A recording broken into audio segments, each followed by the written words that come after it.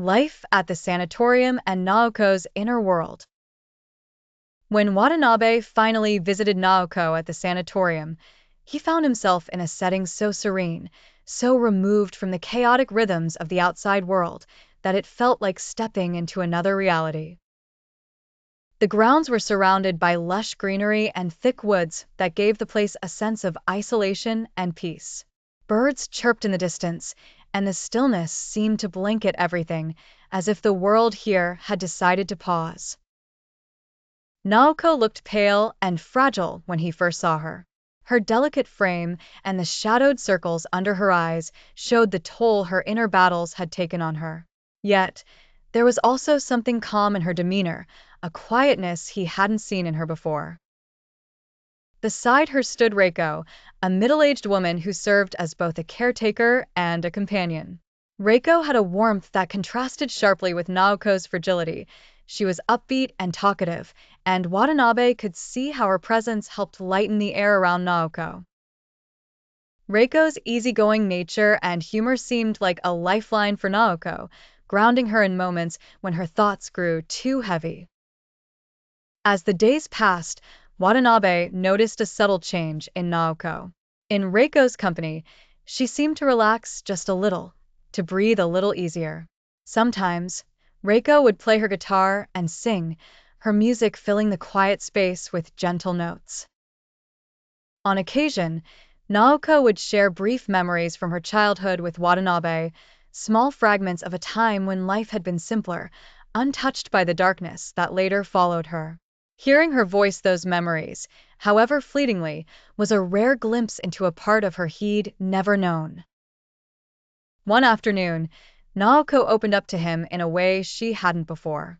She spoke slowly, her gaze fixed somewhere distant, as if dredging up memories she would rather leave buried. She revealed to Watanabe that depression ran in her family, a hidden thread that had tied them together across generations. She told him about her sister, a beautiful young woman with a bright future who had also succumbed to the weight of her own despair. Her sister's suicide had left an indelible mark on her family, a wound that never healed and instead became an unspoken legacy of sorrow. Naoko's voice shook as she confessed the fear that gnawed at her, the fear that her sister's fate would become her own, that she, too, was destined to fall victim to the same darkness. Her words were raw, laden with the terror that lay coiled in her mind, like a snake that would spring at any moment. Watanabe could see it in her eyes, the helplessness and the resignation, as if she were trapped in a cage from which there was no escape. "I'm scared, Watanabe," she whispered, her voice barely audible. "Scared that one day, this thing inside me will take over, that I'll end up like my sister." Watanabe reached out, wanting to comfort her, but he found himself at a loss. The weight of her fear, her family's painful history, the unspoken horrors that clung to her like shadows, these were burdens he couldn't hope to lift. Her hand trembled as she spoke, and he could feel the fragility in her touch, like holding a piece of delicate glass on the verge of shattering. In that moment, Watanabe realized just how deeply locked her heart was, the years of accumulated fear and pain acting as barriers he would never be able to breach.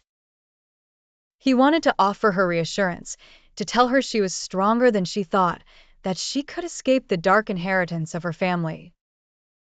But he knew, too, that such words would be hollow, that Naoko had already lost the key to a door she could no longer open. Her pain ran too deep, bound too tightly to the past, and no simple comfort could unlock the maze of despair that had become her world. As Watanabe looked at her, he understood that his role was not to save her, but to bear witness to her struggles, to offer her whatever companionship he could. He could be there for her in this place, within the bounds of her guarded world. But he could never free her from the shadows that haunted her. And so, with Reiko's help, he stayed, sharing quiet moments, listening, letting his presence be a balm, however small, in the face of her overwhelming sorrow.